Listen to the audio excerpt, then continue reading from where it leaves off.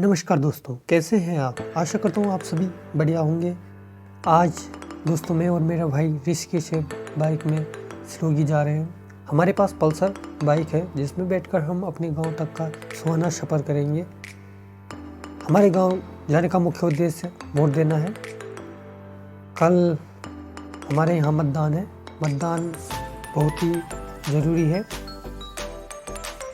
तो चलिए दोस्तों यात्रा को शुरू करते हैं। तो दोस्तों मैं अभी रामझूला से थोड़ा आगे निकल चुका हूँ। ऋषिकेश से हम करीब 9 बजे निकले। वो गांव तक का जो सफ़र है करीबन 2 से 2.5 घंटे का है। आज 13 फरवरी को रविवार के दिन हम निकल चुके हैं और 14 तारीख को चुनाव है। इस समय उत्तराखंड विधानसभा चुनाव है जिसका परिणाम 10 मार्च को आएगा।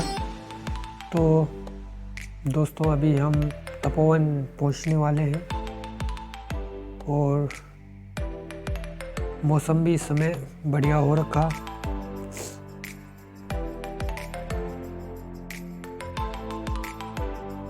धूप भी हल्की हल्की लगी हुई है और ठंड भी ज़्यादा है नहीं और सड़क पे जाम भी कम देखने को मिल रहा। धीरे धीरे उसको आगे चलते हुए तो यहाँ पे अब हम तपोवन पहुँचने वाले हैं। दोस्तों अब हम ऋषिकेश से 6-7 किलोमीटर आगे तपोवन पहुंच चुके हैं और इस समय और आज से 4-5 साल पहले की बात करें तो आज के टाइम में उत्तराखंड में सड़कें बढ़िया हो चुकी है। विशेषकर जो नेशनल हाईवे है जैसे ऋषिकेश से बद्रीनाथ और ऋषिकेश से गंगोत्री यमुनोत्री उत्तरकाशी जो भी नेशनल हाईवे है ये सड़कें बढ़िया हो चुकी हैं। तो विगत 5-6 सालों में यहाँ काम सड़कों का जो काम हुआ वो बहुत बढ़िया तरीके से हुआ।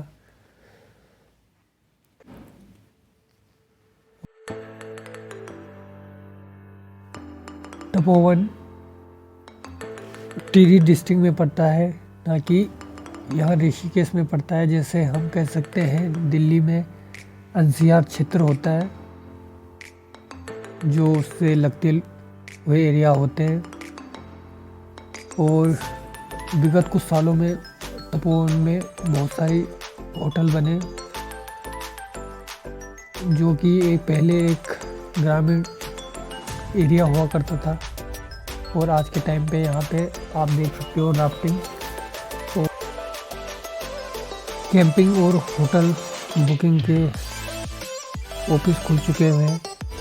और यहाँ पे फॉरेनर बहुत ठहरते हैं। जैसे कोई भी फॉरेनर अगर ऋषिकेश में आता है तो वो ज़्यादातर तपोवन या लक्ष्मण झूला में ही ज़्यादा ठहरता है क्योंकि थोड़ा भीड़ भाड़ से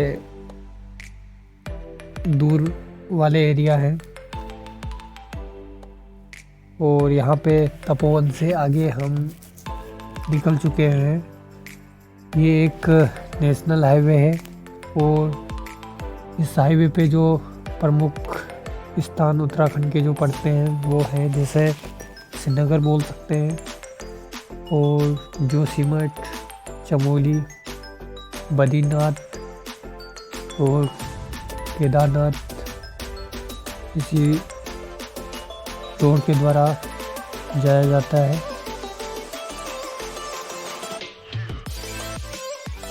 आगे चलते हुए और हमारे दाईं तरफ आप गंगा जी को दर्शन भी कर सकते हैं। यहाँ से गंगा जी का जो व्यू दिखाई देता है वो बहुत ही बढ़िया दिखाई देता है। और मेरी बाईं तरफ आप गंगा माता के दर्शन कर सकते हो। और यहाँ से बहुत ही अच्छा दृश्य ऋषिकेश का दिखाई देता है।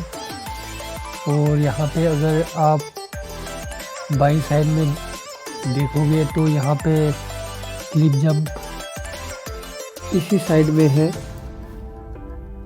धीरे धीरे आगे बढ़ते हुए।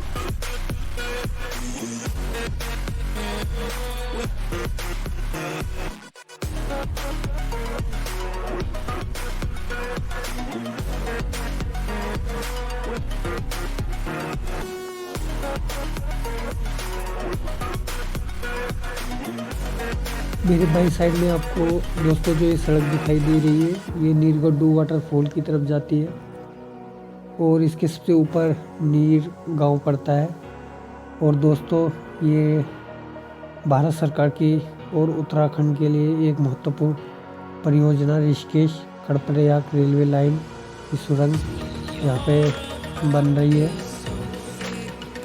और यहाँ से बहुत ही लंबी सुरंग बनेगी जो कि बन के तैयार हो चुकी है।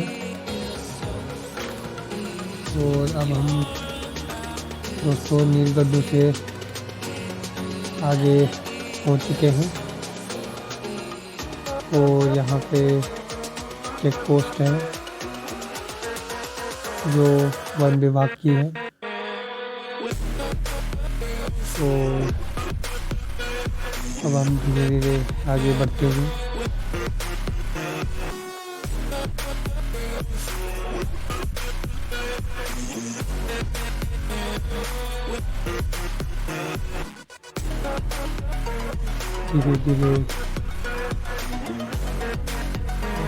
आगे बढ़ते हुए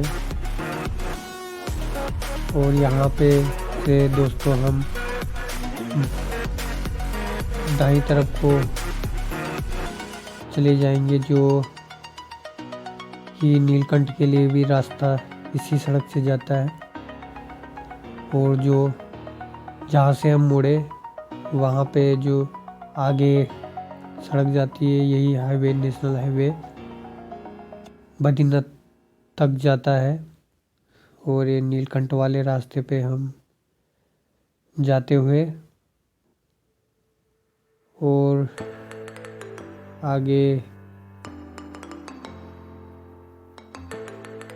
हमें यहाँ पे करोचट्टी पुल मिलेगा, जहाँ से एक रास्ता तो लक्ष्मण झूला की तरफ जाता है जो कि आगे चलकर बैराज एम्स के नज़दीक मिल जाता है।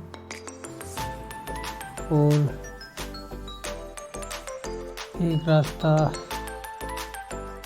सीधे आगे में सिलोगी कोटद्वार जाता है। और ये हम पहुंच चुके हैं करोचट्टी पुल में, क्योंकि एक बहुत ही बढ़िया पुल है।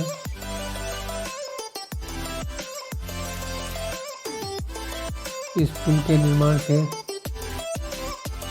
हमारे यहाँ की से ऋषिकेश की दूरी लगभग आधा एक घंटे कम हुई और गरुड़ चट्टी पुल पार करने के बाद हम आगे बढ़ते हुए, और यहाँ पे जो सड़क है वो बढ़िया नहीं है, और मेरे बाईं साइड में गंगा जी के आप दर्शन कर सकते हो। यहाँ से गंगा जी का बहाव बहुत ही बढ़िया देखने को मिलता है, क्योंकि यहाँ पे तीखी ढाल है।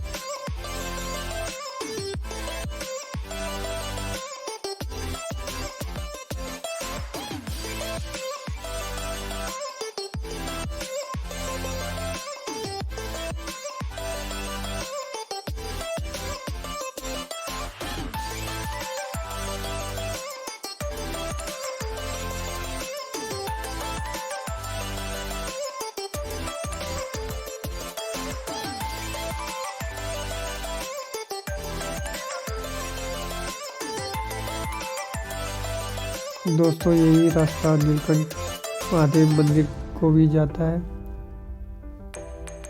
और इस समय दोस्तों गंगा जी का जो गंगा जल है वो बहुत ही सुंदर दिखाई दे रहा, आप मेरी बाएं साइड में देख सकते हो। जबकि गर्मियों में गंगा जल दूर से मटमिला दिखाई देता है, और इस समय गंगा जी का जो दृश्य है वो बहुत बढ़िया दिखाई दे रहा, बल्कि गर्मियों में और बरसात में तो इतना बढ़िया दिखाई नहीं देता। धीरे धीरे हम नीलकंठ रोड पे आगे निकलते हुए,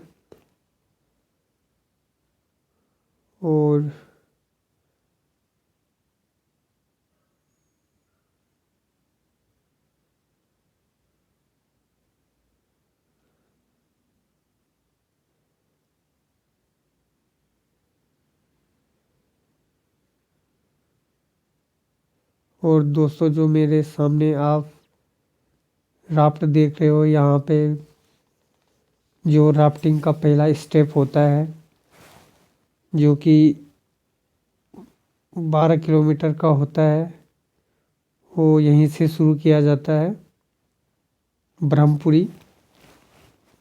और यहीं से राफ्ट जो जिसमें ज़्यादा खतरा नहीं होता वो यहाँ से शुरू करते हैं, जबकि अन्य राफ्टिंग इससे ऊपर को होती है। और जो मेरे सामने देख रहे हो आप, ये रैपिड है, जिसे गोल्फ कोर्स रैपिड कहते हैं। और यहाँ पे दोस्तों आदमी फंस जाता है, कई बार उसकी जान जोखिम में होती है। धीरे धीरे हम गंगा जी के साइड से जो रोड है उस पे जाते हुए,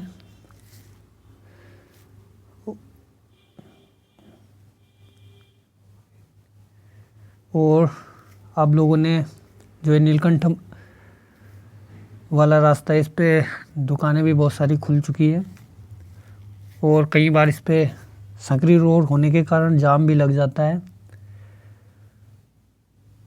और यहाँ पे आपको इसी रास्ते पे 2-3 वाटरफॉल भी देखने को मिलेंगे, और यहाँ पे कुछ लंगूर दिखाई दे रहे हैं। और ये लंगूर यहाँ पे जब कोई भी पर्यटक आते हैं तो उनको पर्यटक खाना देते हैं। और धीरे धीरे हम आगे जाते हुए, और मेरे लेफ्ट साइड में आपको ये जो पर्वत दिखाई दे रहा है, ये ईश्वर पर्वत है। और आगे चलते हुए और यहाँ पे नीचे एक आश्रम है और यहाँ पे जो हेवल नदी है वो गंगा नदी पे मिल जाती है। ये यहाँ पे जो आपको सामने दिखाई दे रहा ईश्वर पर्वत के सीधे नीचे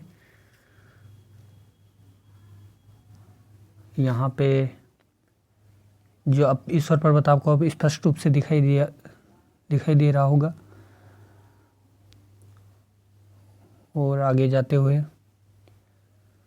और अब इस स्थान पे बहुत सारे कैंप खुल चुके हैं।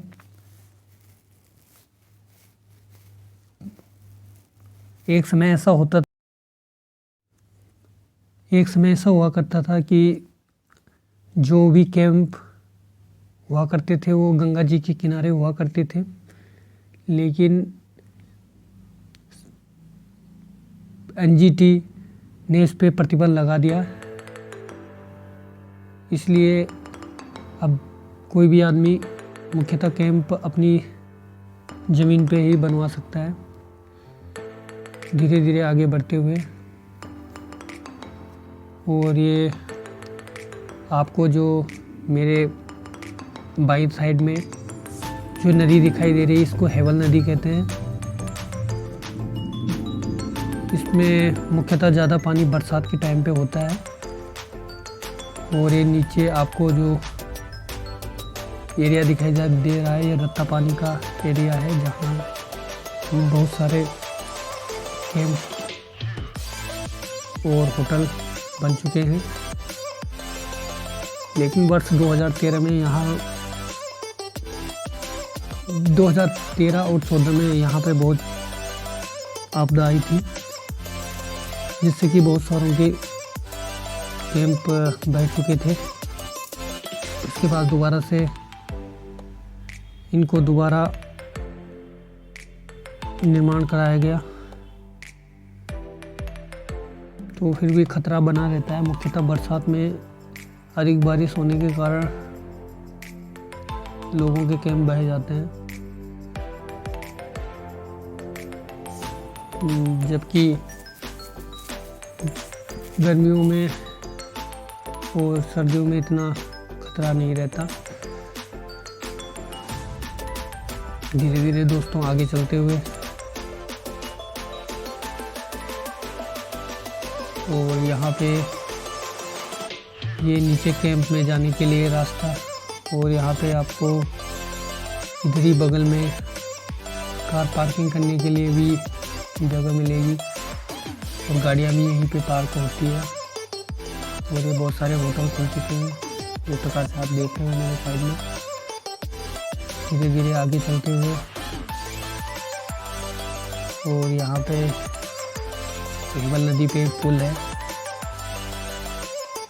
जिसमें बढ़िया लगता है। इसके साइड में अगर आप ऊपर की तरफ देखो तो हेवल नदी के किनारे कभी पिकनिक मनाने का विचार हो तो ये बहुत ही अच्छा डेस्टिनेशन है। और कई बार यहाँ पे अभी तो भीड़ कम है, लेकिन पर्यटक मुख्यतः इधर साइड में बैठे रहते हैं और हेवल नदी के किनारे एंजॉयमेंट लेते रहते हैं आगे चलते हुए। और ये बहुत ही कच्ची रोड यहाँ पे, बहुत ही बेकार रोड यहाँ पे देखने को मिल रही। और यहाँ पे बिल्कुल इस रोड में साथ में पानी भी पूरा कीचड़ हो रखा और यहाँ पे चलाने में भी दिक्कत आ रही। और बार बार ये मलबा ऊपर से गिरता रहता है, जिस कारण से इसका कोई स्थायी समाधान अभी तक निकाला नहीं गया। और अभी मेरे सामने आपको जो घोड़े दिखाई दिए उसमें मुख्यतः यहाँ पे कोई भी सामान ऊपर नीचे ले जाना घोड़ों के द्वारा ही ले जाया जाता है। और यहाँ से सड़क बहुत ही बेकार स्थिति में है। और इसी से थोड़ा सा आगे आपको जंपिंग हाइट भी देखने को मिलेगा, जो कि एशिया का सबसे बड़ा जंपिंग हाइट है। और रोड की स्थिति बहुत बेकार है यहाँ पे। आगे चलते हुए धीरे धीरे, इस रोड पे बिल्कुल ज़्यादा तेज़ी से चलाना बेकार होगा क्योंकि सड़क की स्थिति बहुत बेकार है। आगे चलते हुए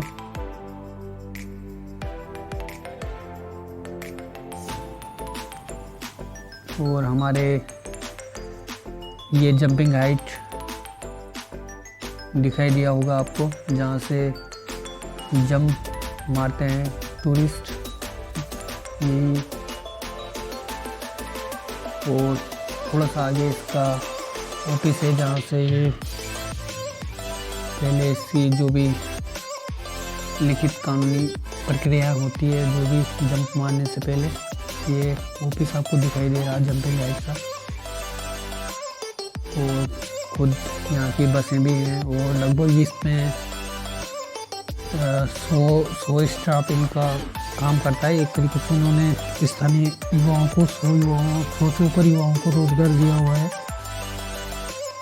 और इनकी खुद की बसें भी हैं जो पिकअप ड्रॉप करने के लिए जाती है। और ये मेरी साइड में आप नीचे देख रहे हो हेवल नदी है। हेवल नदी से बाएं साइड को हम चलते हुए धीरे धीरे, और यहाँ पे से चढ़ाई शुरू हो गई।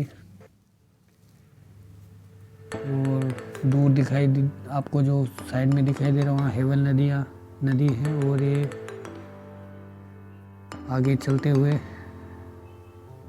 और इसके साथ साथ अब ठंड भी थोड़ा बढ़ चुकी है। धीरे धीरे आगे चलते हुए,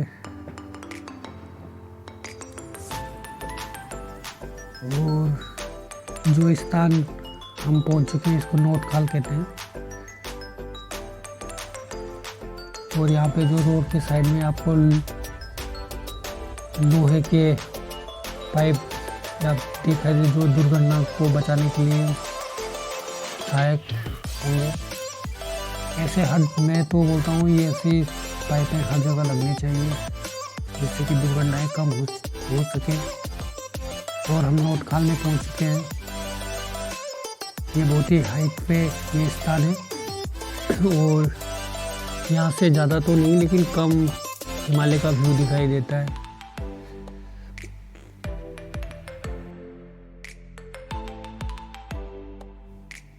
मेरी बाईं साइड में आप गंगा जी को भी देख सकते हैं, जो कि बहुत ही नीचे दिखाई दे रही। यहाँ से कमी दिखाई दे रही और बहुत ही दूर दिखाई दे रही ये। और यहाँ से आपको ये स्थान इतना हाइट पे है कि यहाँ से आपको थोड़ा हिमालय का व्यू दिखाई दे सकता है, लेकिन इतना ज़्यादा भी नहीं दिखाई देगा क्योंकि अभी बादल लगे हुए हैं। और आगे चलते हुए हम गेंदखाल पहुंचने वाले हैं। और गेंदखाल में इंटर कॉलेज भी है और यहाँ पे रुकने के लिए और खाने की व्यवस्था भी है। और यहाँ से अब गंगा जी आपको दिखाई दी होगी। और आगे चलते हुए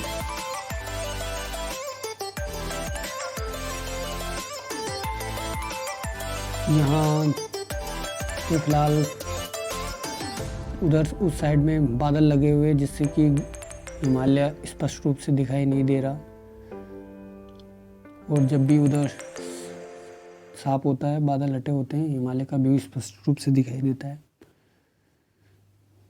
धीरे धीरे आगे चलते हुए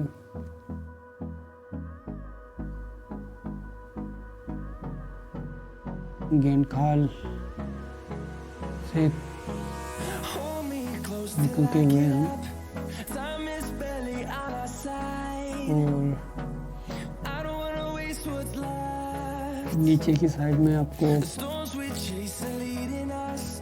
अब गंगा जी भी कमी दिखाई देगी।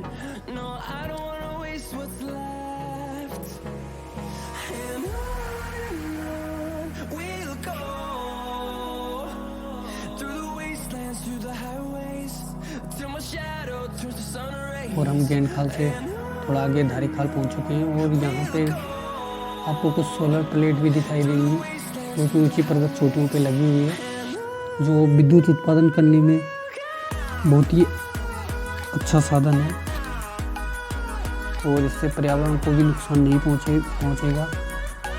और इससे सौर ऊर्जा के रूप में हमें बिजली मिलेगी। और गवर्नमेंट ने ये बहुत ही अच्छा कार्य कर रखा। आपको पूरी चोटी पे ये सोलर प्लेट दिखाई दे रही होंगी और ये बहुत सारी हैं और लगभग इस रास्ते पे 2 या 3 जगहों में लगी हुई है और इससे विद्युत का उत्पादन किया जा रहा है, जिससे कि हमें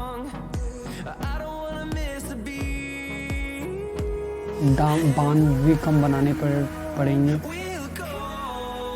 और इससे पर्यावरण को भी नुकसान नहीं होगा। जिससे कि आपको पता ही होगा कि कोयला से भी बिजली का उत्पादन किया जाता है, लेकिन इससे पर्यावरण को नुकसान भी बहुत होता है। जैसे कोयला जलता है तो इससे जो पर्यावरण भी प्रदूषित होता है। और अब हम जखनी खाल पहुंच चुके हैं। जखनी खाल से